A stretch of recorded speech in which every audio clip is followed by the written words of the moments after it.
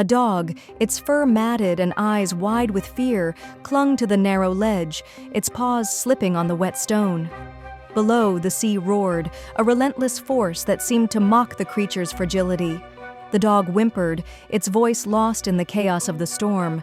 It had been hours, or maybe days, since it had found itself trapped, too scared to move, too exhausted to cry out anymore. Miles away, in a small coastal town, a fisherman had spotted the dog earlier that morning. He'd tried to reach it himself, but the rocks were too treacherous, the tide too unforgiving. By noon, word had spread, and a small crowd had gathered on the shore, their faces etched with worry. Among them was Emma, a volunteer with the local rescue team. She stood at the edge of the water, her eyes fixed on the distant shape of the dog. "We have to do something," she said, her voice steady but urgent. "It won't survive another night out there." The rescue operation began as the sun dipped low, casting an orange glow over the scene. A team of 4, including Emma, donned wetsuits and harnesses, their gear clinking as they prepared for the climb.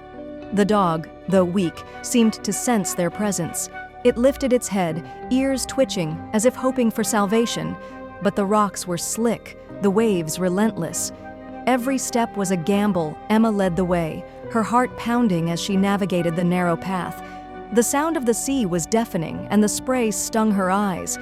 She could see the dog now, its body trembling, its eyes locked onto hers.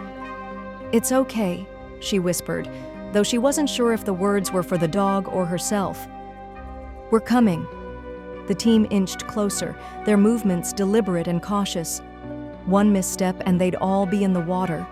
The dog, sensing their approach, let out a low whine.